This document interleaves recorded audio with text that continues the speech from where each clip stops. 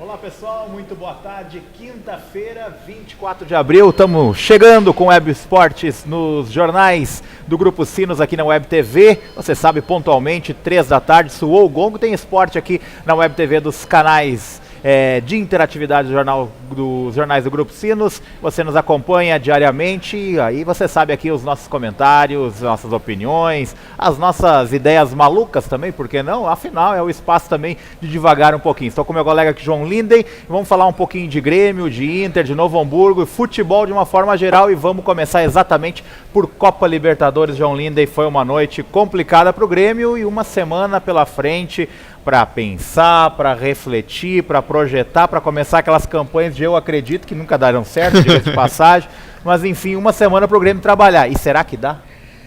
Eu acho que dá, Christopher. Eu acho que dá. Eu acho que a própria torcida, o ambiente tricolor, eu acho que estava mais pessimista do que o que acabou acontecendo em Buenos Aires ontem à noite, pelo que a gente acompanhava.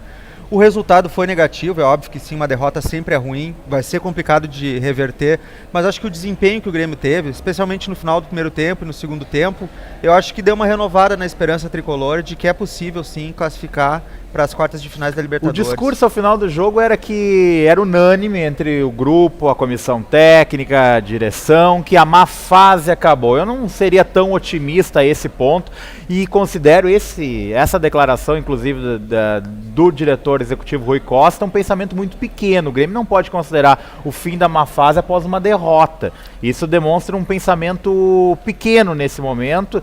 Evidente que o Grêmio foi melhor do que tinha sido nos últimos 2 jogos, eu não tenho dúvida, mas quais foram as reais chances de gol do Grêmio? Uma bola que foi um erro adversário, em cima da linha, que o Barcos não pode errar na goleira.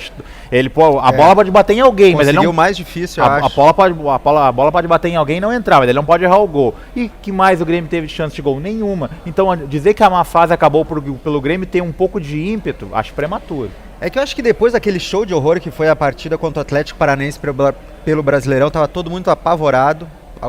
Acho que o Grêmio pensou que sairia eliminado de lá. E como o resultado foi a derrota menos pior, vamos dizer assim, não, menos pior não, podia perder de 2-1 marcando gol, mas foi um resultado que deixa o Grêmio vivo ainda com bastante chance de classificar, apesar da dificuldade que vai ser. Eu acho que acabou sendo um pouco alentador o desempenho do Grêmio lá na Argentina e o próprio resultado, porque o Grêmio, se tivesse terminado o jogo empatado em 1-1, em 0-0, não seria nenhum crime. E eu vou dizer o porquê eu não acho que essa derrota é promissora, como tem gente falando por aí, ou que a situação não é tão complicada. Pelo simples motivo, o Grêmio vai levar para campo na quarta-feira que vem não só essa derrota para o São Lourenço, vai levar o histórico recente de jogos negativos, mas acima de tudo vai levar os 12, 13 anos sem títulos, a pressão sobre esse grupo de jogadores, a pressão sobre o treinador, evidentemente que não são esses jogadores que estão desde 2001 sem ganhar um título, mas a torcida que vai a campo certamente vai naquela pressão, naquele ímpeto e vai cobrar o que os jogadores acelerem demais as jogadas. E aí pode estar o grande problema do Grêmio. Na ânsia de fazer um gol, pode ser apressado, pode ser nervoso, pode ser descoordenado. E um time que tem a necessidade de fazer mais de um gol, normalmente não consegue fazer o primeiro. É um jogo muito complicado. A partir do momento que o Grêmio sofrer um gol, precisa fazer 3. Bom, e aí acabou, né? Se o Grêmio chega a sair perdendo de 1-0, é situação parecida com o que aconteceu com o Novo Hamburgo pela Copa do Brasil. Ganhou o primeiro jogo em casa de 1-0, acabou fazendo um gol cedo. Eu sempre acho uma vitória em casa por 1-0 no primeiro jogo um excelente resultado. Sem tomar gol, né? É excelente resultado, porque ela te dá o direito de jogar por todos os empates e até por derrotas por um gol. Desde que tu marque.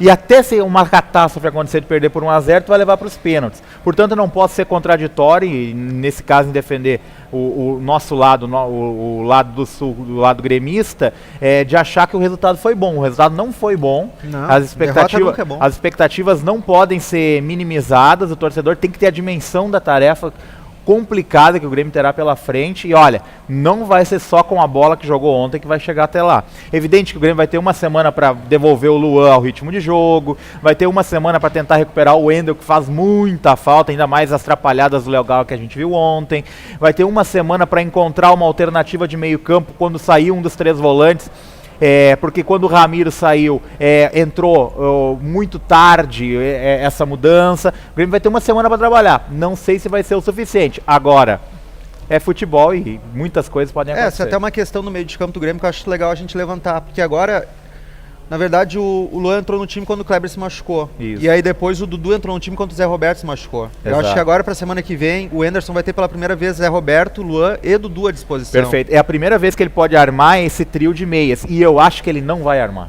Mesmo precisando do resultado em casa. Mesmo precisando do resultado, eu tenho a impressão que ou o Zé Roberto ou o Luan vão começar sobrando. Nesse momento, o Zé Roberto não justifica em nada a sua titularidade. A exemplo do que já acontecia no ano passado, quando o Renato tirou ele do time, etc e tal, teve muita gente chiando. É verdade que o meio-campo do Grêmio era precário, não tinha inclusive alternativas como o Dudu e o... voltado para marcação, né? Não tinha alternativas como o Dudu e o Luan. Agora, eu não acredito que ele vai fazer isso desde o início. Eu acho que ele vai continuar com o esquema com 3 volantes, dificilmente vai começar um pouco mais aberto. Vamos esperar, vamos ver o que acontece. Também acredito, a dúvida é entre o Luan e o Zé Roberto, porque ainda mais com o que o Dudu jogou ontem, foi ele não vai tirar, depois do que aconteceu dele no Grenal, ele não vai tirar o Edinho de jeito nenhum do time. O Riveiros é um homem de confiança e ontem fez uma boa partida. Ou é Ramiro ou é Zé Roberto. É, um dos dois. É, um dos dois para a entrada do Luan. Vamos ver o que acontece. Mas vamos falar de Inter também. O Inter não tem jogo nesse meio de semana, mas está de olho nesse final de semana contra o Botafogo, no Maracanã. O jogo que pode render a liderança do Campeonato Brasileiro ao Inter. Olha, e é muito importante o Inter aproveitar essa oportunidade de pegar esse Botafogo meio intempestivo, ainda depois de uma derrota para o São Paulo, salário atrasado, talvez a estreia do Sheik, enfim. É uma coisa bastante complicada, mas o Inter tem depois do Botafogo, João, Atlético Paranaense e também a equipe do Sport no Beira-Rio. É uma grande chance de assumir a ponta do Brasileiro até a Copa. Essa tabela inicial do Inter muito antes boa. da Copa é muito boa. O adversário agora, mesmo sendo fora de casa, é o Botafogo, que está com o salário atrasado, está em crise. Aí trocou de treinador. Normalmente, quando troca de treinador, as equipes têm um gás a mais, conseguem resultados bons imediatamente. Não foi o caso do Botafogo, tomou 3 do São Paulo. E eu acho que o Inter, mesmo com a ausência do Gilberto, que não vai jogar em função de ser jogador do Botafogo, ser emprestado pelo Inter, eu acho que o Inter tem plenas condições de voltar do Rio de Janeiro com bom resultado. O Inter que também, e a gente já tem falado durante a semana da expectativa por contratações, se fala que o clube estaria buscando um atacante que está no leste europeu, o Wellington Nem, parece ser o nome especulado, jogador que chegou ao título brasileiro com o Abel Braga, seria uma excelente contratação, é um jogador que falta no grupo, atacante de velocidade, mas quem está mais perto mesmo é o Richelli. E eu tenho uma opinião bastante particular sobre essa contratação, que o Inter não deveria realizá-la. Afinal, esse Richelli não é sequer titular do Sport e um reserva do Sport não pode ser contratado pelo Inter. Se isso acontece, é porque é sinônimo que a tua categoria de base está com problema e não está te servindo bem. Alguma coisa está errada, né, Christopher? Tu tem que brigar, o Sport já não tem aquela força de outros anos, o Sport esse ano deve brigar para não ser rebaixado. Não tenha dúvida. E tu ir buscar um jogador que não está nem firmado nesse clube, que vai brigar para não ser rebaixado no Brasileiro, tu trazer eles, mas é uma alternativa para o Arangues, que pode ficar fora em função da seleção chilena, tem características parecidas com o Arangues, mas e a qualidade? Bom, característica parecida com o Arangues pode encontrar no sábado à tarde aqui na região, no mas futebol na região. Exatamente. Mas o que é importante é a qualidade do atleta. Não vejo essa como uma grande possibilidade. Acho que tem outros meninos na base pedindo passagem, o próprio Bertotto que já passou, tem o Rodrigo Dourado, o Augusto foi liberado para o próprio Sport. Veja bem, há uma contradição. O João Afonso está por aí, enfim, acho que o Inter poderia reaver um pouquinho essa condição. Falando de Novo Hamburgo também, João, sai hoje à noite o adversário, J. Malucelli Vitória, em Salvador essa disputa. Conversou ontem com os dirigentes anilados também e o pessoal na expectativa por esse confronto. Exatamente. Novo Hamburgo, a princípio, a partida, independente do adversário ser o J. Malucelli do Paraná ou Vitória da Bahia, a primeira partida vai ser aqui no Estádio do Vale, em Novo Hamburgo, já na semana que vem. 7h30 da noite. A partida está agendada para quarta-feira, 7h30 da noite. Direção anilada tenta adiar o jogo para a quinta-feira, dia 1º de maio, que é dia do trabalhador, é feriado. A ideia era fazer o jogo às 16 horas, até para contar com mais público. Dia 1º de maio, inclusive, aniversário do Noia. Aniversário do Noia, uma data emblemática para o clube, um jogo tão importante para a história do clube. Seria uma homenagem legal para o próprio clube ter essa partida importante, possivelmente contra o Vitória, um time de primeira divisão. Mas eu acho muito difícil o Novo Hamburgo conseguir essa alteração, porque a grade da TV normalmente já está esquematizada antes. E o Vitória tem jogo sábado pelo Brasileirão, se eu não me engano, no Rio de Janeiro.